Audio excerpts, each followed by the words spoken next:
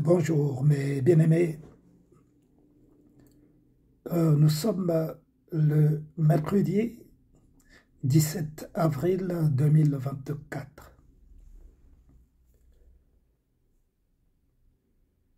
Que le Seigneur vous bénisse, mes frères, mes sœurs, dans le Seigneur. Et ceux qui me découvrent pour la première fois, je vous salue par un saint baiser. Mes bien-aimés, je reviens aujourd'hui vous apporter la parole de Dieu pour vous éclairer sur un sujet qui ressemble un tout petit peu à celui que j'ai abordé il y a une semaine sur les apôtres du diable. De quoi il s'agit? Le titre de mon séjour, de mon message, un serviteur peut-il faire la politique? Et nous aurons à travers ce message la réponse. C'est pour ne pas être confus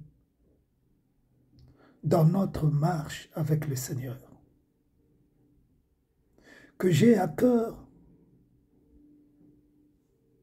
de ce message depuis plusieurs semaines.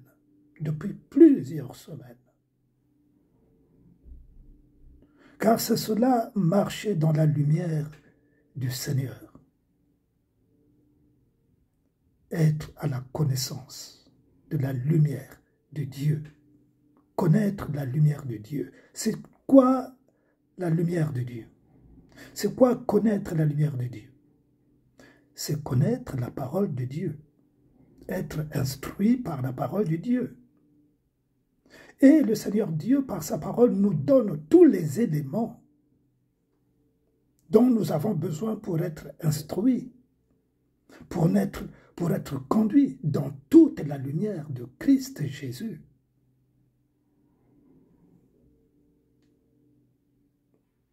Il sera en deux parties, ce message. 30 minutes fois 2.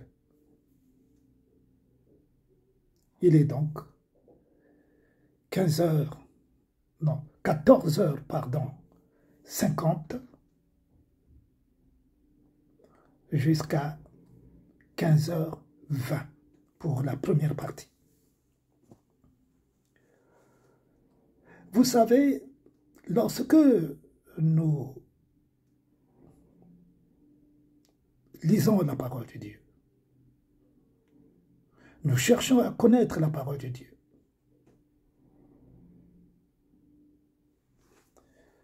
Nous lisons dans le livre de Jean, chapitre 6, nous avons le lire, dans Jean, chapitre 6, verset 15,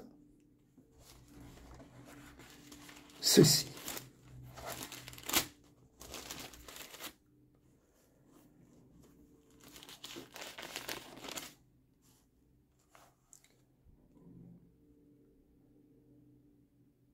Jésus faisait beaucoup de miracles.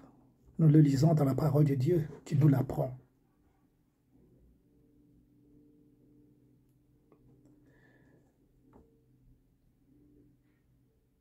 Ces gens, donc, à partir du verset 14, ces gens ayant vu le miracle que Jésus avait fait, les gens, les Juifs, ayant vu le miracle que Jésus avait fait, disait ceci. Celui-ci est vraiment le prophète qui doit venir dans le monde. Et Jésus, sachant qu'ils allaient venir l'enlever pour le faire roi d'Israël, se retira de nouveau sur la montagne, lui seul. Le Seigneur connaissait les pensées des Juifs, pas tous les Juifs, parce qu'il y en a qui le haïssaient par jalousie, et puis parce qu'ils, ces Juifs n'avaient pas la révélation que c'était le Sauveur.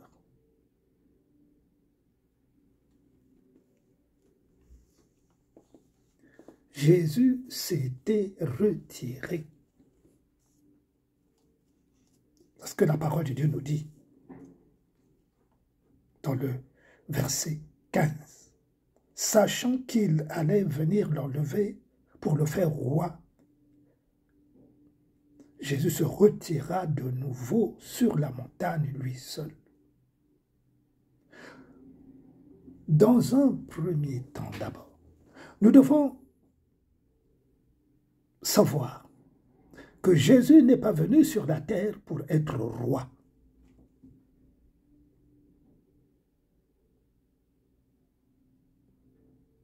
Jésus n'est pas venu sur la terre pour commander les hommes qui étaient sur la terre. Jésus est venu sur la terre pour notre but. Car Jésus savait ce qui se passait dans le monde, sur la terre des vivants. Jésus savait. Jésus est venu pas pour 2 choses, pas pour 3 choses, pas pour 10 choses, pas pour 10 raisons. Jésus est venu sur la terre pour le péché de l'homme sur la terre. Le péché, ce n'est pas pour avoir les richesses de ce monde. Ce n'était pas pour avoir la considération de ce monde, mais pour expier les péchés des hommes.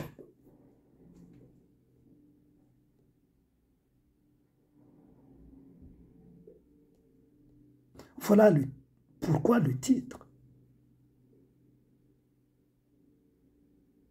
Un serviteur de Dieu peut-il faire la politique? Jésus était Dieu.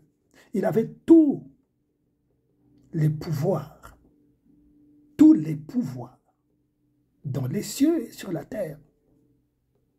Puisqu'il était Dieu et il est Dieu, il pouvait être le roi de la terre. Mais, il y a un mais, au commencement. Dieu, quand il a créé toutes choses, il était le Dieu de tous les hommes, de tout ce qu'il avait créé. Dieu,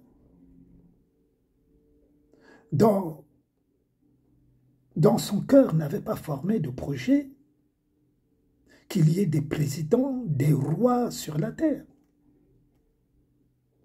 Il était le chef de tous les hommes, au départ d'Adam, bien sûr, qui sont les premiers hommes. Mais le péché a fait que le diable étant descendu sur la terre, Dieu changea de plan. Et lorsque les hommes commencèrent à se fructifier sur la terre, notamment à Jérusalem, les Juifs lui demandèrent un roi. Parce qu'ils voyaient ce qui se passait aux alentours, dans les autres pays. Il y avait un roi à Babylone, un roi en Syrie, un roi par-ci, par-là. Le peuple juif lui demanda à Dieu un roi. Mais au départ, ce n'était pas la volonté de Dieu que le peuple d'Israël ait un autre roi que lui. D'où Saül,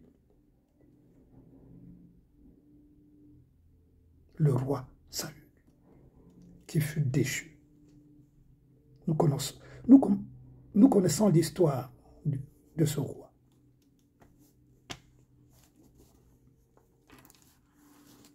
Jésus avait donc refusé de se conformer aux attentes des Juifs qui voulaient le faire roi. Parce qu'il était venu sur la terre, Jésus, pour accomplir la mission que Dieu lui avait confiée. Sauver l'humanité du péché, comme je l'ai dit tout à l'heure. Nous pouvons le lire dans le livre de Matthieu, chapitre 21.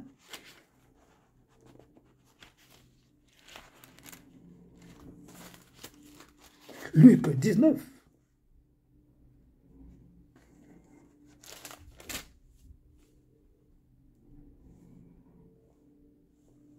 Et Jean 12. La mission de Jésus sur la terre, nous la connaissons. Et le psaume 72, de 1 à 4, que nous pouvons lire maintenant. Ô Dieu, donne tes jugements au roi et ta justice au fils du roi. Il jugera ton peuple avec justice et tes malheureux avec équité.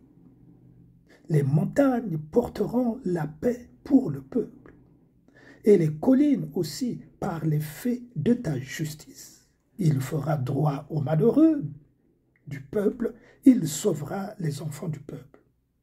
Donc, lorsque Dieu a commencé à établir des rois au milieu des peuples sur la terre, c'était pour y mettre la justice de Dieu sur les peuples. Vous comprenez? C'est ça le but de Dieu. Ce n'était pas mauvais. Dieu n'avait pas trouvé cela mauvais qu'il y ait des rois. Dieu ne trouve pas mauvais aujourd'hui qu'il y ait des rois, qu'il y ait des présidents de la République, donc des chefs d'État. Dieu ne trouve pas cela mauvais, mes frères, dans le but que ces rois-là, ces chefs d'État-là, fassent la justice. Mais quelle justice? La justice de Dieu, l'équité, sur leur peuple. Dites-moi un peu, est-ce que c'est ce que nous voyons sur les nations, sur tous les peuples qui sont sur la terre? Est-ce que c'est ce que nous vivons? Regardons autour de nous.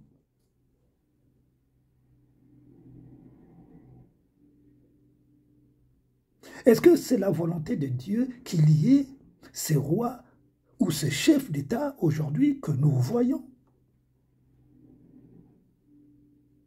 dans nos pays respectifs, sur toutes les nations? La façon dont ils pèsent, si vous voulez, qu'ils dirigent les nations. Non, puisque nous le voyons au jour le jour.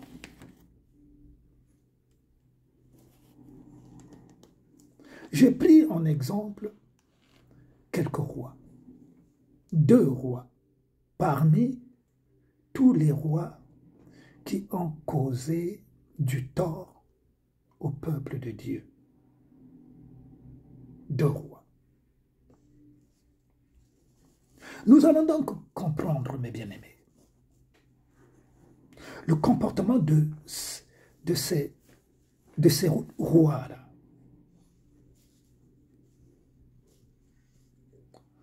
Dans la parole de Dieu. Comme le peuple de Dieu a été persécuté. Commençons par le roi Achab, qui régna sur Israël à la place de son père Omri. Omri qui avait fait mal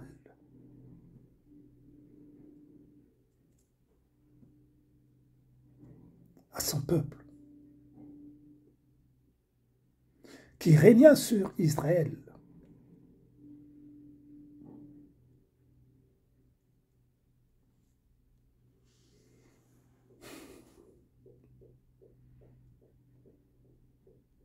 Achab régna, je me répète, à la place de son père Omri, qui lui-même, Omri, avait causé du tort au peuple de Dieu. Et lui, Achab, aussi, fait ce qui est mal. Le fils, donc, quand il prit la place de son père Omri, avait causé encore beaucoup plus de tort que son père Omri. Est-ce que c'était le but de Dieu? Est-ce que c'était même pas le but? Est-ce que c'était la volonté de Dieu que ces rois causent du tort, amènent l'idolâtrie? L'idolâtrie, vous savez que c'est un grand péché devant Dieu. L'idolâtrie, c'est-à-dire adorer d'autres dieux, aimer un autre, aimer quelque chose d'autre, aimer un autre nom que le nom de Dieu. Ça s'appelle l'idolâtrie. L'idolâtrie, ce n'est pas seulement aller faire du maraboutisme. L'idolâtrie veut dire aimer autre chose que Dieu. Mais eux, par contre, le père Omri et son fils Achab adorèrent d'autres dieux. Ils adorèrent d'autres dieux et ils conduisirent le peuple de Dieu dans leur idolâtrie, adorer d'autres dieux. D'où lorsque le Dieu donne l'autorisation à son serviteur Moïse de faire rentrer dans le pays de Canaan son peuple, il fit une recommandation à son peuple. Ne vous mariez pas, ne prenez pas comme femme ou comme fille dans le peuple des Philistins. Pourquoi? Parce qu'ils adorèrent d'autres dieux. Parce qu'il ne voulut pas Dieu que son peuple soit mélangé avec les idoles.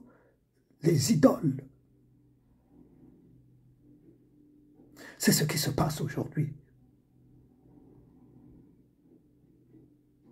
En dehors de l'idolâtrie, il y a maintenant ce qui est écrit et que j'ai à maintes reprises insisté, ceux qui sont homme-homme, femme-femme. Dans le livre de Romains, chapitre 1, verset 1, tout le verset 1, d'ailleurs, tout le verset 1 de Romains, c'est ce que les peuples font. Et c'est ce que les chefs d'État recommandent à leur peuple. C'est ce que les rois recommandent à leur peuple. C'est la volonté de Dieu. Bien sûr que ça ne peut pas être la volonté de Dieu. Parce que c'est de l'idolâtrie. Les gens ont préféré les idoles à Dieu, le Créateur. Ils préfèrent les hommes, les nations, les peuples qui sont sur la terre aujourd'hui, préfèrent adorer ce que Dieu a créé que d'adorer le Créateur, Dieu. D'où ils adorent les statues, de toutes les choses qui s'y ressemblent.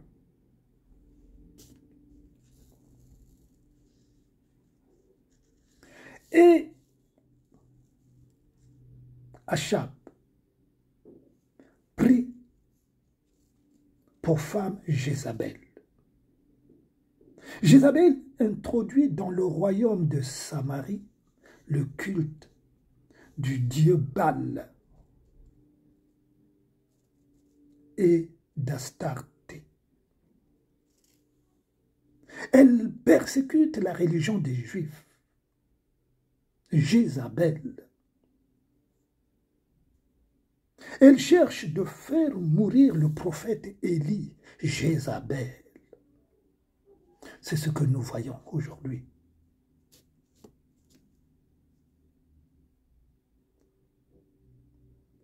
Mais le prophète Élie s'oppose à Jézabel. Nous pouvons le lire dans le livre de 1 Roi, chapitre 16, versets 28 à 34. Les choses qui se sont passées, des choses ignobles, qui ont fait pécher tout Israël. Aujourd'hui, ce n'est pas seulement tout Israël, c'est toutes les nations qui sont attachées à Baal et à Astarté. C'est tous les peuples aujourd'hui. Et qui les dirige, ces peuples? Ceux qui les dirigent, ce sont les présidents qui servent Baal, qui sont dans l'occultisme et qui sont chefs d'État, président de la République, roi. Et ce n'est pas tout, mes frères. Les soi-disant serviteurs de Dieu aussi se sont mêlés. Qu'est-ce qu'ils disent? Qu'ils sont devenus des conseillers des rois, de ces chefs d'État. Dieu vous a-t-il dit d'aller les conseiller? Mais malgré vos conseils, y a-t-il des changements? Or, s'il y avait des changements, si Dieu était avec vous, le changement serait manifeste. C'est-à-dire qu'il y aurait des changements. Or, les nations ne font que s'empirer dans les ténèbres. Les nations ne font que s'empirer dans le sang. Et il y a des fameux hommes de Dieu qui sont avec eux, qui les conseillent. Ils ne s'en cachent pas. Un serviteur de Dieu peut-il faire la politique ou être conseillé? C'est Dieu qui devrait vous conduire. Comme je le redis encore aujourd'hui, Dieu était avec Joseph. Il a conduit Joseph en Égypte. Il a donné des ordres à Joseph.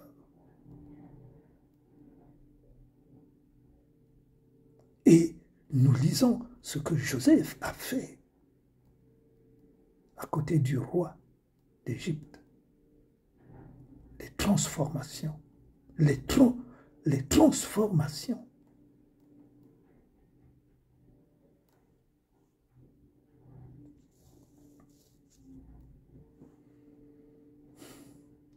Dans 2 Rois, chapitre 17, versets 21 à 23, il y a le roi Jéroboam. Après le roi Achaz, roi de Juda qui régna sur Israël à Samarie, fit ce qui est mal aux yeux de l'Éternel, lui aussi. J'ai pris 2 rois, car le message serait trop long.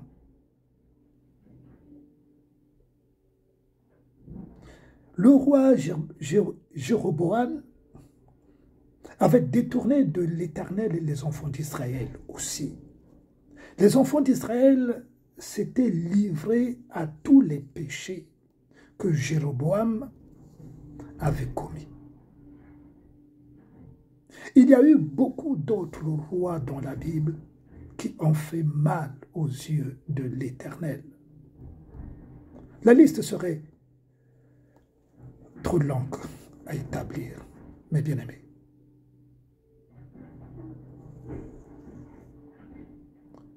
J'ai pris ces 2 exemples pour que nous comprenions que lorsque ces rois, ces présidents chefs d'État dans toutes ces nations sur la terre,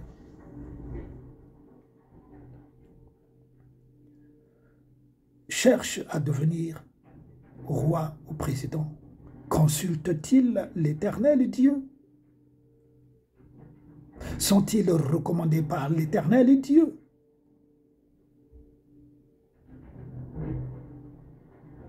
Non.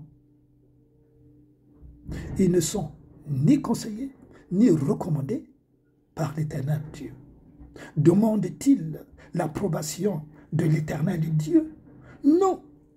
Parce que tous ces rois, tous ces présidents appartiennent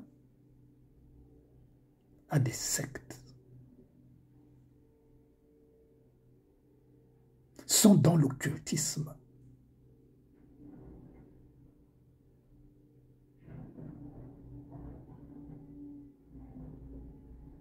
Voilà la différence que nous devons faire.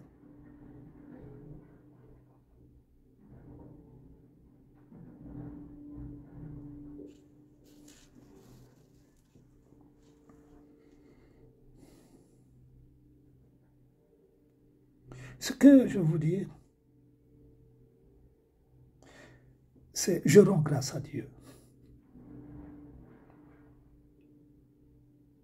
Parce qu'il y a des rois qui ont obéi à Dieu.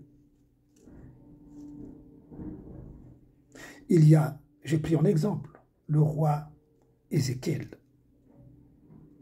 Dans le livre de Ésaïe, chapitre 38, versets 1 à 8, parlons-en. Parlons-en un peu.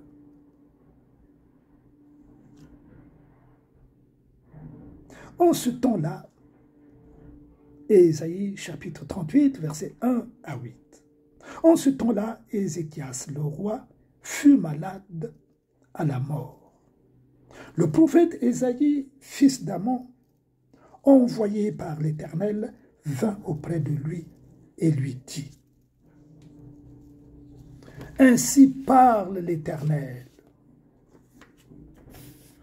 donne tes ordres à ta maison, roi Ézéchias, car tu vas mourir et tu ne vivras plus.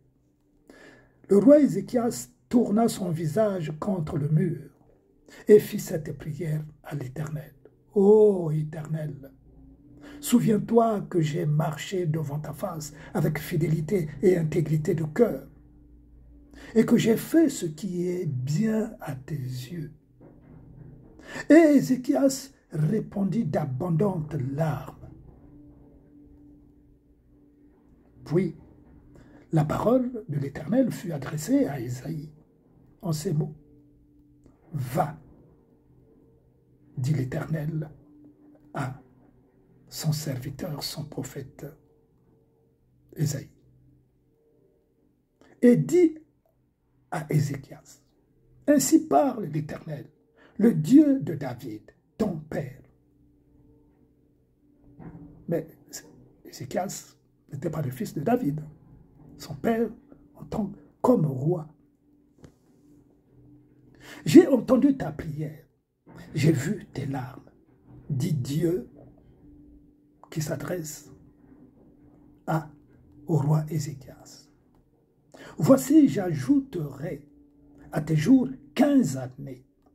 Je te délivrerai, toi et cette ville, de la main du roi d'Assyrie. Je protégerai cette ville, et voici, de la part de l'Éternel, le signe auquel tu connaîtras que l'Éternel accomplira la parole qu'il a prononcée envers toi. Je ferai reculer de 10 degrés en arrière avec le soleil l'ombre des degrés qui est descendu sur les degrés d'Achaz. Et le soleil recula de 10 degrés sur les degrés où il était descendu. Pourquoi Dieu avait fait cela? Parce que Ézéchias était un roi qui marchait dans la droiture,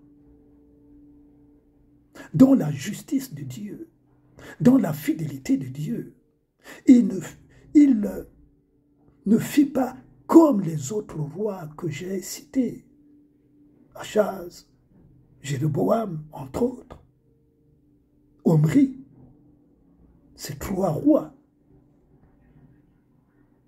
qui conduisirent le peuple d'Israël dans le péché.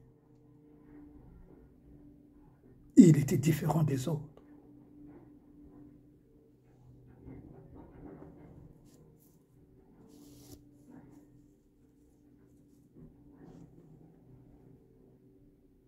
Le roi David. Le nom de David signifie déjà bien-aimé. Il a été choisi ce nom-là par Dieu, alors qu'il n'était qu'un petit berger. Ceci est écrit dans le livre de 1 Samuel, chapitre 16, versets 1 à 13. Après que le roi David, l'Éternel oint son fils Salomon. Nous connaissons l'histoire de David. Comment David est venu. Mais nous allons le lire tout à l'heure. Mais bien aimé, nous allons reprendre par la vie pas la vie, une toute petite partie, une séquence du roi David, pour ne pas être trop lent. Pour vous faire la différence, mes frères, que nous comprenions ensemble que ce n'est pas la volonté de Dieu qu'il y ait des rois ou des chefs d'État qui nous dirigent étant dans le maraboutisme, dans la magie, dans les sectes. Ce n'est pas la volonté de Dieu. D'où la souffrance des peuples. D'où la souffrance des peuples. Pour la deuxième partie, mes frères, mes sœurs,